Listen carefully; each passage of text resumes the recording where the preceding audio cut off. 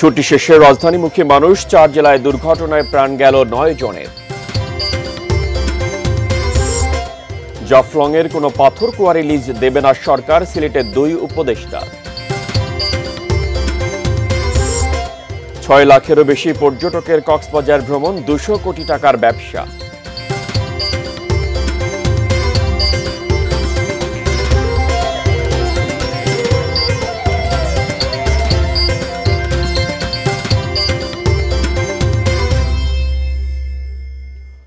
দেখছেন ATN news. বিকেল 4টার দেশের খবরের সঙ্গে আছি আমি মেহেদি মৃধা।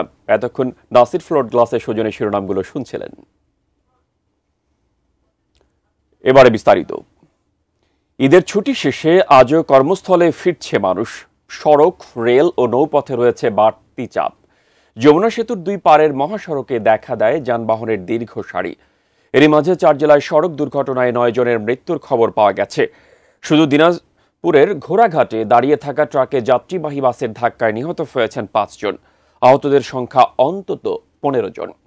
ঘোড়াঘাট থানার ওসি নাজমুল হক জানান, মহাসড়কে আম বোঝাই একটি বিকল ট্রাক দাঁড়িয়েছিল। ভোর 4টার দিকে ঘোড়াঘাট পৌরসভার নূরজাহানপুর এলাকায় পঞ্চগড় থেকে ছেড়ে আসা ঢাকাগামী নাবিল পরিবহনের একটি যাত্রীবাহী বাস ট্রাকটিকে পেছন থেকে ধাক্কা দেয়। ঘটনাস্থলে 3 জন ও হাসপাতালে নেয়ার পথে আরও 2 জনের মৃত্যু হয়। নিহতরা হলেন পঞ্চগড়ের তামান্না ও সেনা সদস্য এরশাদ আলী, বাসের সুপারভাইজার আমিনুল ইসলাম, ঠাকুরগাঁওয়ের আরিফ ইসলাম ও সাভারের আমিনবাজার এলাকার মোহাম্মদ রাহাত। আশঙ্কাজনক অবস্থায় 7 জনকে বগুড়া মেডিকেলে ভর্তি করা হয়েছে। সকাল 7টার দিকে কুষ্টিয়ার মিরপুরে অ্যাম্বুলেন্স ও ইট বোঝাই ট্রলির মুখোমুখি সংঘর্ষ হলে ঘটনাস্থলেই অ্যাম্বুলেন্স চালকের সহকারী মারা যান। আহত 2 জনকে কুষ্টিয়া জেনারেল হাসপাতালে ভর্তি করা হয়েছে। এছাড়া সড়ক দুর্ঘটনায় ঝালকাঠি ও ফরিদপুরে 3 জনের মৃত্যু হয়েছে।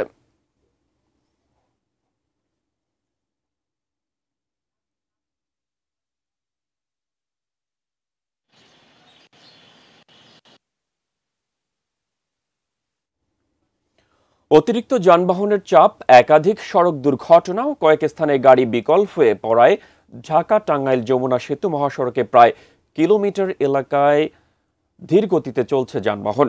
টাঙ্গাইলের এলেঙ্গা থেকে বিস্তারিত জানিয়েছেন প্রতিনিধি নওশাদ রানা সানভি। ঈদের ছুটি শেষে কর্মস্থলে ফিরছে মানুষ। আমি এই মুহূর্তে দাঁড়িয়ে আছি ঢাকা টাঙ্গাইল যমুনা সেতু মহাসড়কের এলেঙ্গা পয়েন্টে। সকাল থেকে এই সড়কে দীর্ঘ যানজট সৃষ্টি হয়েছিল, এখন স্বাভাবিক গতিতেই চলছে গাড়ি। এই সড়ক দিয়ে গত 24 ঘন্টায় সেতুর উপর দিয়ে 49,000-এরও উপরে পরিবহন পারাপার হয়েছে। সেতু কর্তৃপক্ষ বলছে দুর্ঘটনার কারণেই যানজট সৃষ্টি হয়ে যায়। তো এই সড়কে যানজট নিরসনে জেলা পুলিশের পক্ষ থেকে কাজ করছে মাঠে। এছাড়াও কিছু গুরুত্বপূর্ণ পয়েন্টে সেনাবাহিনীর সদস্যদেরও দেখা গিয়েছে।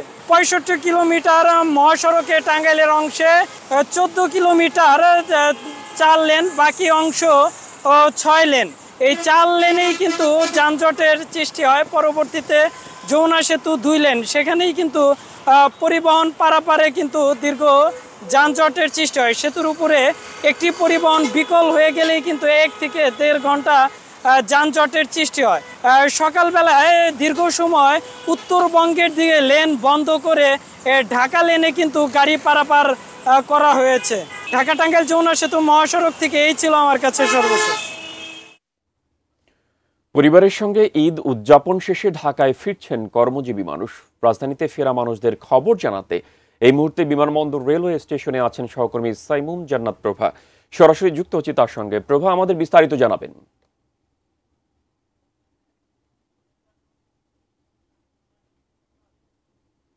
প্রভা, নিশ্চয়ই শুনতে পাচ্ছেন আমাকে?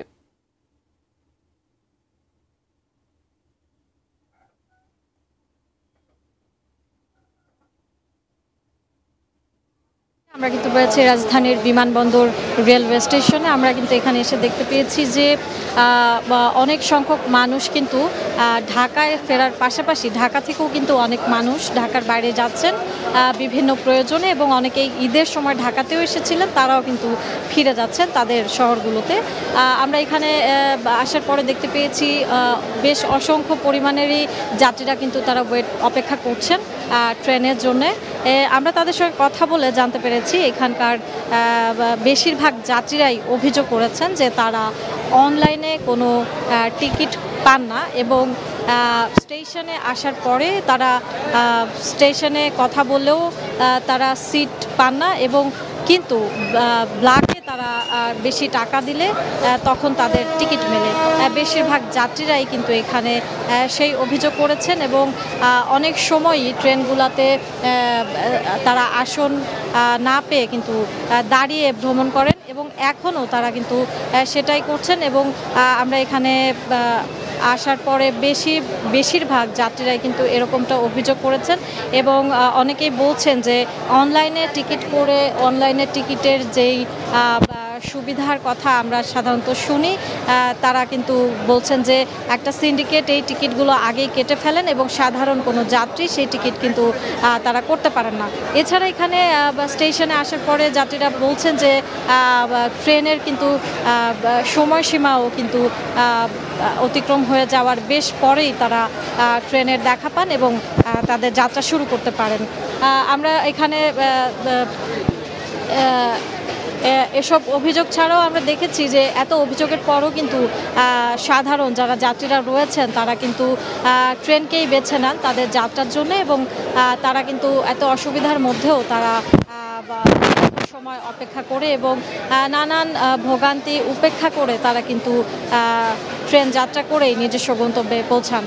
মেহেদি, এই ছিল রাজধানীর রেলওয়ে বিমানবন্দর রেলওয়ে স্টেশন থেকে ট্রেনে যাত্রী সেবা এবং যাত্রীদের সম্পর্কে সবশেষ খবর।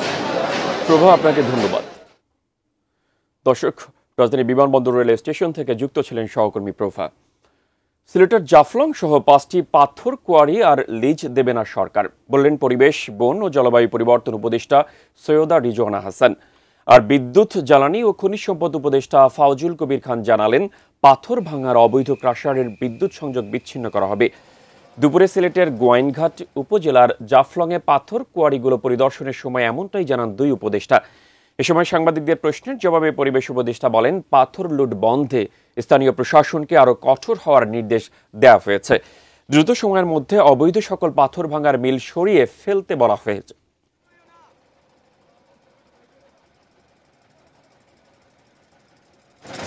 নৈসর্গিক আবেদন আছে এইরকম জায়গাগুলোকে আমরা আর পাথর তোলার জন্য ইজারা দেব।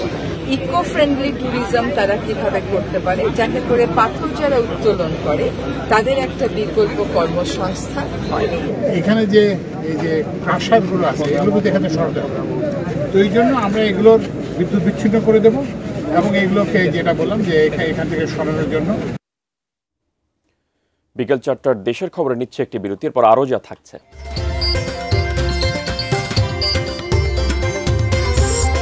কুমিল্লার বাঁশির গ্রাম শ্রীমদ্দি পেশায় জড়িত 50টিরও বেশি পরিবার।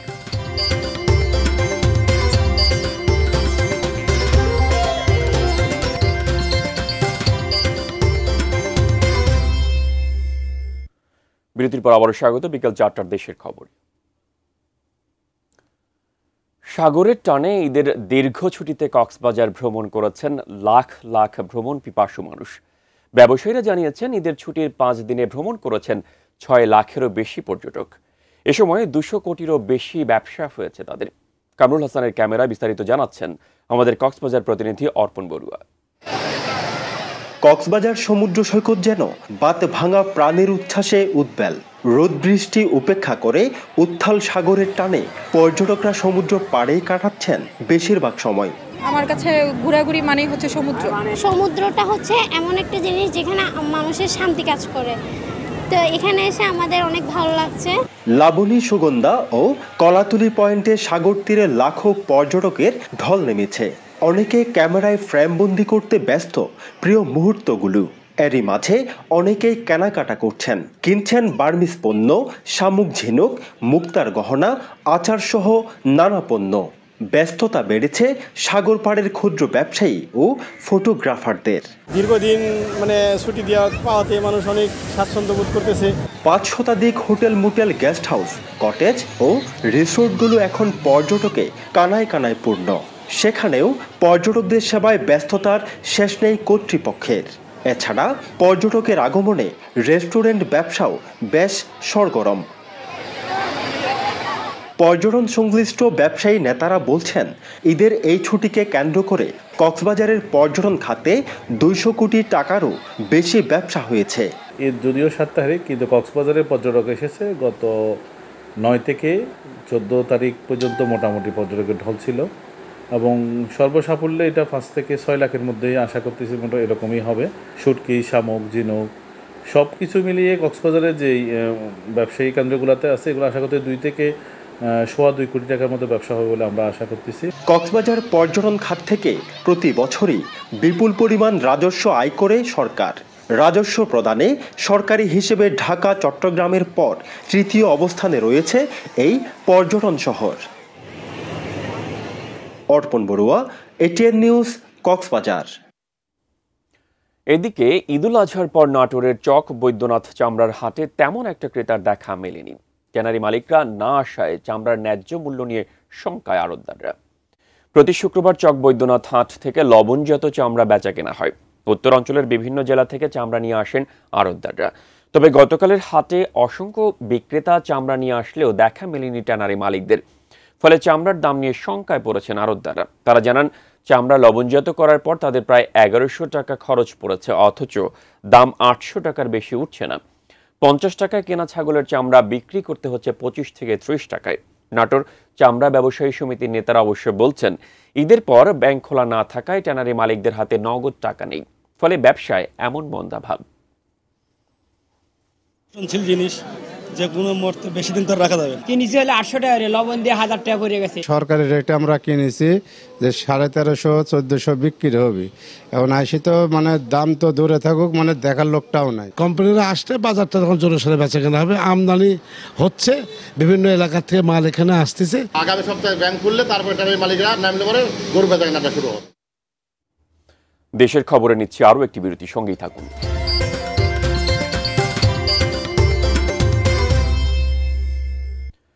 বিরতির পর আবারও স্বাগত বিকেল 4টার দেশের খবরে। ময়মনসিংহ বিভাগের প্রান্তিক খামারে রয়েছে মোট 19,570 জন। তীব্র তাপদাহের কারণে হিট স্ট্রোক করে বেশ কিছু খামারে মরেছে কয়েক লাখ মুরগি। এতে ব্যাপক লোকসান গুনতে হচ্ছে খামারিদের। ময়মনসিংহের ভালুকা থেকে বিস্তারিত জানিয়েছেন আসাদুজ্জামান সুমন।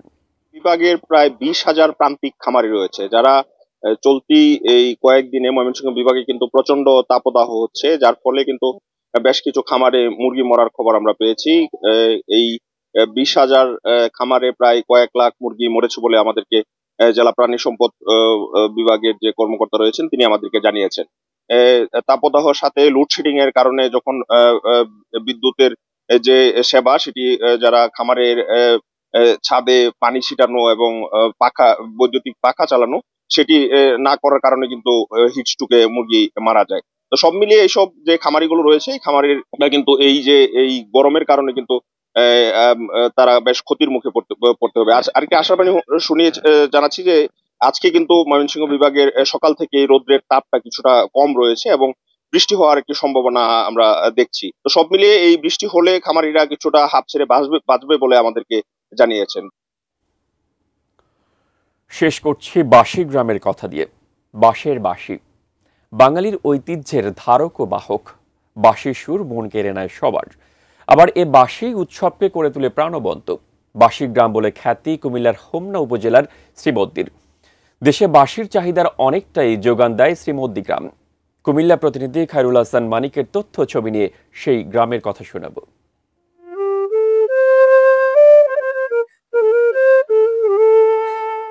শত বছর ধরে বাঁশের বাঁশি তৈরি করে আসছেন কুমিল্লার হোমনা উপজেলার শ্রীমদ্দি গ্রামের মানুষ। এই গ্রামে 50টিরও বেশি পরিবার যুক্ত রয়েছেন এই পেশার সাথে। চিকন বাঁশ থেকে নিপুণ হাতে তৈরি হয় বাঁশি। কাজ করেন পরিবারের নারী পুরুষ সবাই। খুচরা ও পাইকারি বিক্রি হয় এই বাঁশের বাঁশি, যার প্রতিটির দাম 20 টাকা থেকে শুরু করে কয়েকশো এবং কি 1000 টাকা পর্যন্ত। শ্রীমদ্দি গ্রামের বাঁশি রপ্তানি হয় আমেরিকা, ইউরোপ সহ বিশ্বের বিভিন্ন দেশে। 500 আছে, 400 আছে, 1000 আছে, 2000 আছে, 5000 আছে। বাপ দাদার গালি না, আর আমি 20-25 বছর ধরে কাজ করতেছি। শুরুতে শ্রীমদ্দি গ্রামের হিন্দু পরিবারগুলো বাঁশি তৈরি করত। বর্তমানে কয়েকটি মুসলমান পরিবারও এ কাজের সাথে যুক্ত হয়েছেন। ঐতিহ্য টিকিয়ে রাখতে কিছুটা হিমশিম খেলেও পেশার ঐতিহ্য আঁকড়ে রেখেছে পরিবারগুলো। এটা যদি সরকারিভাবে কোনো পৃষ্ঠপোষকতা তারা পায়, সাহায্য সহযোগিতা পায়, তারা হয়তো আরো স্বাবলম্বী হয়ে উঠবে। সরকারি পক্ষ থেকে তাদেরকে যদি কোনো রকমের ঋণ দেওয়ার ব্যবস্থা করে, তারা যদি সুদূর প্রসারীভাবে ঋণ পাইয়া এবং এই কাজগুলি করতে পারে, বাঁশ আমদানি করতে পারে, এটা একটা উন্নতশীল বাঁশ শিল্পের হিসাবে, বাণিজ্য হিসাবে গঠিত হতে পারে। বাঁশি তৈরির বাঁশগুলো সংগ্রহ করা হয় পার্বত্য অঞ্চল থেকে। তারপর কয়েকটি ধাপে কারিগরের নিপুণ হাতে সেই বাঁশ পূর্ণতা পায় সুরেলা বাঁশিতে। Ishrat Lima, desk report, ATN news. শেষ করব বিকেল 4টার দেশের খবর, তবে তার আগে নাসির ফ্লোর গ্লাসের সৌজন্যে শিরোনামগুলো জানিয়ে দিচ্ছি আরও একবার। ছুটি শেষে রাজধানীমুখী মানুষ, 4 জেলায় দুর্ঘটনায় প্রাণ গেল 9 জনের। জাফলংয়ের কোনো পাথর কুয়ারি লিজ দেবে না সরকার, সিলেটের 2 উপদেষ্টা। 6 লাখেরও বেশি পর্যটকের কক্সবাজার ভ্রমণ, 200 কোটি টাকার ব্যবসা। এবং কুমিল্লার বাঁশিগ্রাম শ্রীমদ্দি পেশায় জড়িত 50টিরও বেশি পরিবার।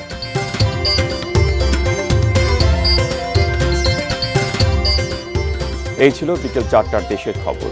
সঙ্গে থাকায় ধন্যবাদ।